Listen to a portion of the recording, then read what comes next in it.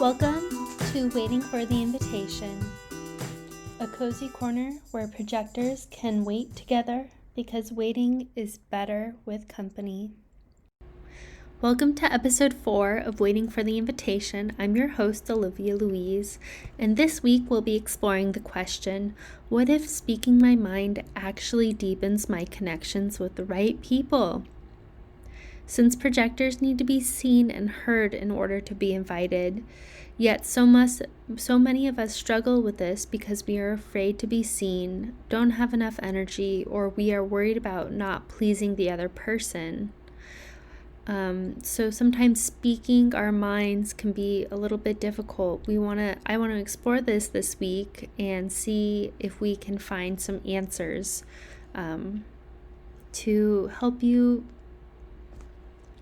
shine your gifts so that people can find you.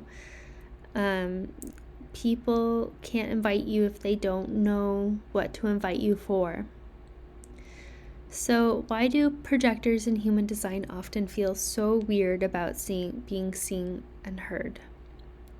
Projectors in human design often feel weird about being seen and heard because their aura is deeply penetrating yet not naturally self-sustaining.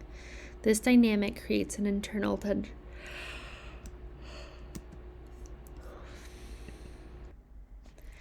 Hi, I'm your host, Olivia Louise, and this is Waiting for the Invitation. Welcome back to episode 4, What if speaking my mind actually deepens my connections? So many of us as projectors struggle with being seen and heard. We crave recognition, yet we hesitate. We want to share our insights, yet we hold back. Why? Because we've been conditioned to believe that visibility is a risk, that speaking up might lead to rejection, that if we don't please the other person, we're going to lose the connection. In short, we're chronic people pleasers. But here's the truth. Being quiet to avoid rejection doesn't protect you. It only hides your brilliance from those who are meant to truly see it. So today, I invite you to shift that perspective. We hold back not because we don't have something valuable to say, but because of the way our energy works. As projectors, we are designed to be invited and recognized. Without that, we may feel invisible or unappreciated, question whether our words matter at all. This dependency on recognition can create hesitation. Should I speak up? Will they hear me? Will they understand? And we have all been in that situation where we said something without being invited and it just did not feel good. And then there's our aura. It penetrates deeply, seeing things others don't always see in themselves. That kind of clarity is a gift, but it can also feel like a burden. Sharing our insights can make us feel exposed, even intrusive, as if we're revealing something others weren't ready to face. If we've experienced rejection or resistance before, we may hesitate to speak again.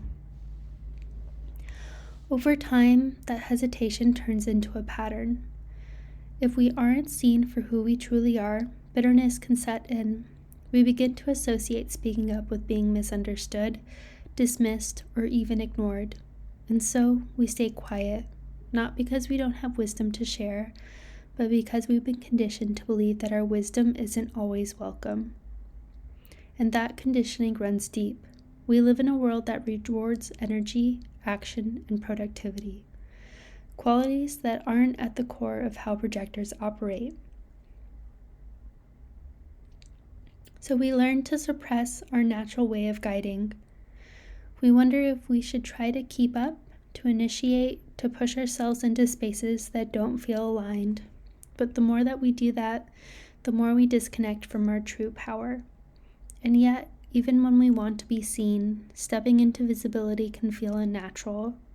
There's a part of us that longs to be recognized for our wisdom, but another part that resists the spotlight. This creates an internal push-pull. We want to be heard, but we also fear what comes with being seen. And then there's another layer to it all, our design itself. As projectors, our focus is naturally on the other. We are here to see deeply into people, to guide, to recognize the patterns and potentials in those around us. But when we turn that focus inward, it can feel foreign, even disorienting. We're so used to looking outward, and we're so designed to look outward that when we try to see ourselves clearly, it's trying to use a telescope in reverse. Everything feels distant and unclear.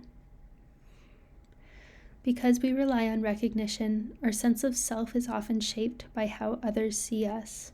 If we don't receive the right feedback, if we aren't affirmed in the way that we need, we can feel unsure of who we truly are, or if our gifts are really making a difference, or even matter at all. This makes self-promotion feel unnatural, as if we're forcing something that wasn't meant to be. Talking about ourselves, putting ourselves forward, it doesn't always come easily, and when we do, we may find ourselves second-guessing, wondering if we've said too much, if we should have just stayed quiet instead. Even receiving recognition can feel unfamiliar. We're so accustomed to supporting and guiding others that when the attention is turned towards us, we don't always know what to do with it.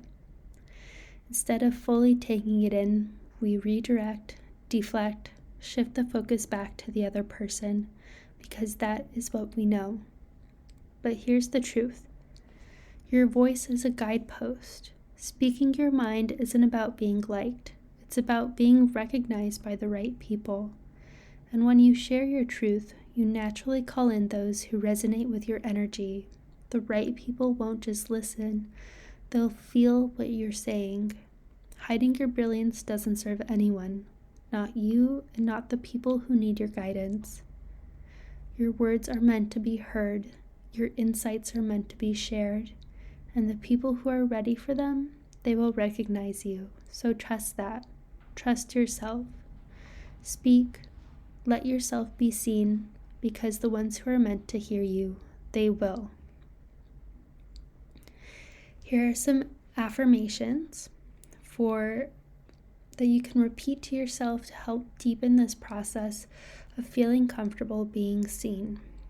The first one is, I trust that my words will reach the right people. I trust that my words will reach the right people. I trust that my words will reach the right people. How does that feel when I say those words? This is something you can repeat to yourself daily to help feel more comfortable being seen. The next one is, every time I express my truth, I align with the best invitations. Every time I express my truth, I align with the best invitations.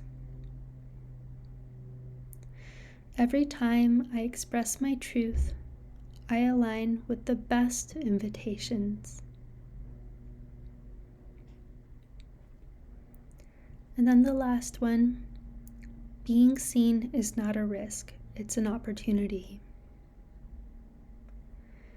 Being seen is not a risk, it's an opportunity. Being seen is not a risk, it's an opportunity. You don't have to push. You don't have to force recognition. You just have to stand in your truth. Share your wisdom when it feels right, and trust that the right people will see you. The more you speak, the more you align with the invitations meant for you, the more you allow yourself to be seen, and the more the right people will recognize your gift. So today I encourage you, speak, share, and trust. Your voice is not just valuable, it's necessary. You may feel like holding back your thoughts keep you safe. You don't want to ruffle feathers. You don't want to take up too much space. And you don't want to say the wrong thing. But can I tell you today, you were designed to be seen, and you were designed to be heard, and you were designed for success. You don't have to force it, you don't have to push. But what if when you spoke, the right people leaned in? What if the very thing you've been holding back is the thing that unlocks the next level of connection, the next level of recognition? As a projector, you don't have unlimited energy to push your way into every conversation, every room, to demand attention, to convince people of your worth. That is not your design, but you are designed to be invited, and you are designed for success. And how can you be invited if no one knows who you really are? And how can you ultimately be successful if you don't spend this time developing a gift? So many projectors hold back, afraid to say what they're really thinking, afraid that they'll be misunderstood, and afraid that they'll lose relationships if they don't shapeshift to please. But the truth is, when you don't share your real thoughts, when you don't let your wisdom be seen, the wrong people stay. And the right people, the ones who would see you, value you, cherish your insight, they walk right past because they never even knew that you were there. I'll tell you about my own story. I have a master's in traditional Chinese medicine, but I've been interested in healing and the healing arts for over 10 years. And this spans human design, astrology, and also eating clean, making my own skincare, energy healing. Pretty much almost all healing modalities I have explored a little bit. But I've decided on studying human design and then traditional Chinese medicine as my base. So for the 4 years I've spent studying how the body, emotions, and energy interact in Chinese medicine, I can see patterns in people before they even realize something is wrong. I can feel when someone is holding on to emotional pain that's manifesting physically, but for a long time I softened how I talked about it. I was worried that if I spoke too openly about what I truly knew about my intuitive abilities, people would not take me seriously, so I diluted my message. I made things more palatable, and I tried to fit into the wellness industry in a way that felt safe. But deep down, I knew that I wasn't showing up fully. So one day I asked myself, what if I keep hiding what I really know, how will the people who need me ever find me? And I made a decision. I stopped tiptoeing, and I started speaking about healing the way that I saw it. I talked about how emotions store in the body, how energy shifts before symptoms appear, and how true wellness comes from within, not just from what we eat or our exercise, but from deep internal alignment. And at first, some people didn't get it. Some people even walked away. But then the right people started coming into my life.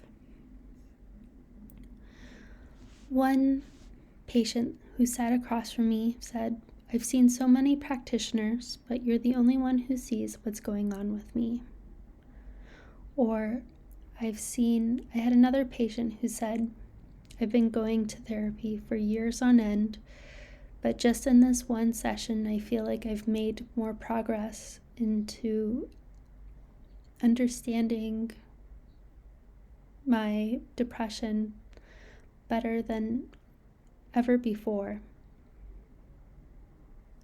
And these moments are what changed everything. I realized when I fully owned my wisdom that I didn't have to convince anyone, and the right people just knew, and the right people felt it, and they feel it when I speak about it. It showed me that when you step into who you truly are, miracles will happen, and I know that the same will happen for you.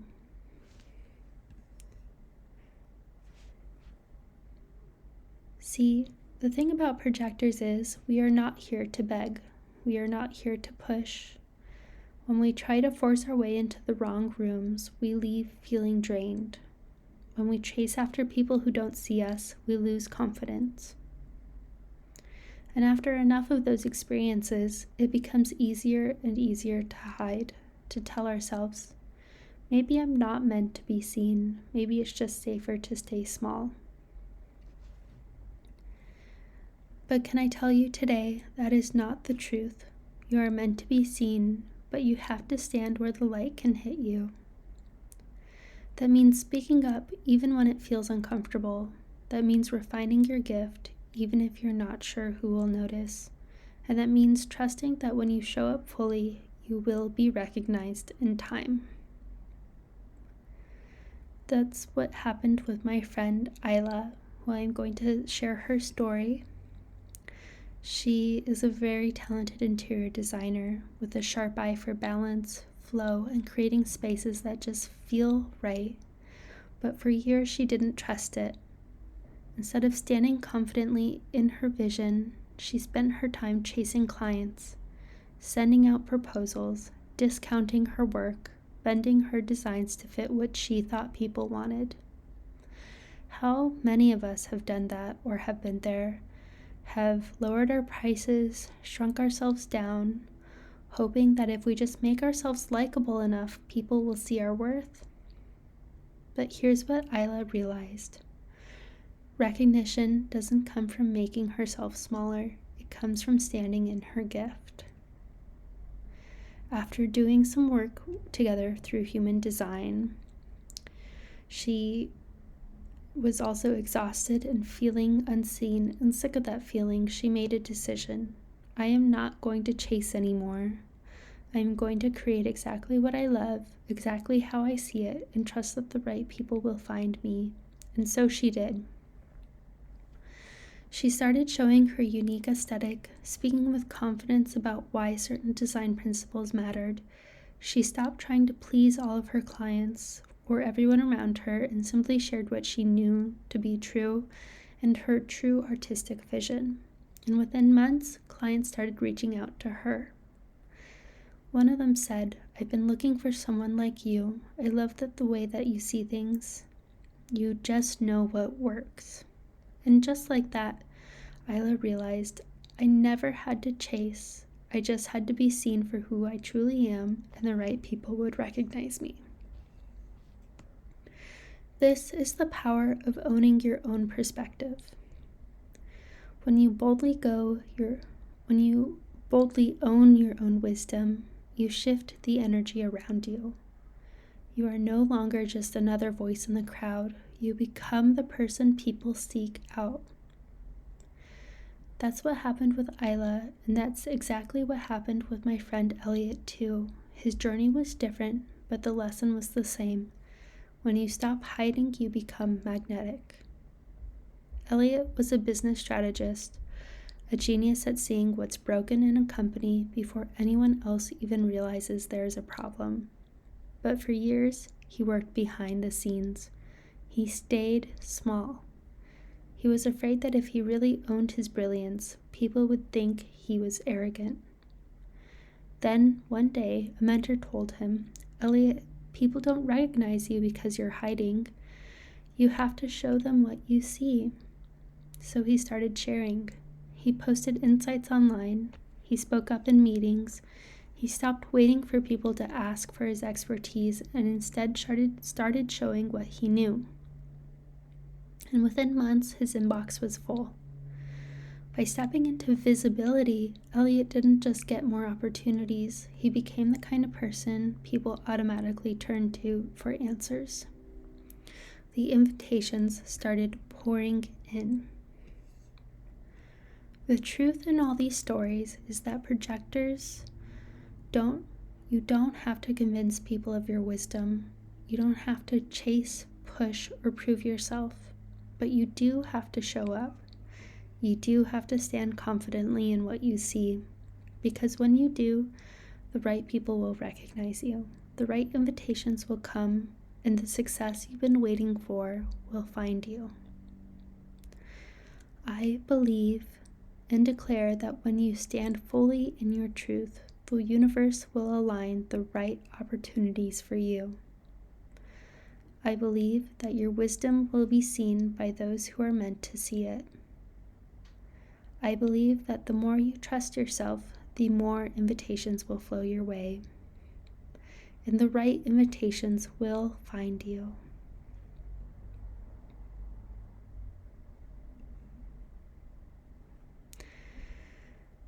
Being quiet to avoid rejection doesn't protect you, it only hides your brilliance from those who need it. Your voice is not a burden, it is a guidepost. It calls in those who are meant to hear you. When you speak your truth, you naturally attract the right invitations, the right opportunities, and the right people. Yes, it might feel uncomfortable at first, but by doing this, I want you to remember that you are not here to please everyone, you are here to guide the right ones. Your insights are valuable, even if they challenge the status quo. You don't have to push to be seen. The right people will recognize you when you stand in your truth. So here are those 3 affirmations again. I trust that my words will reach the right people. Every time I express my truth, I align with the best invitations. Being seen is not a risk, it's an opportunity. You don't have to be louder. You don't have to force recognition. You just have to be you, authentically, unapologetically, in the wisdom and clarity you already hold. And when you do, the right people will listen. So go forward in confidence today. Your words are a gift. Please share them. And tune in next week to Waiting for the Invitation. Thank you for listening.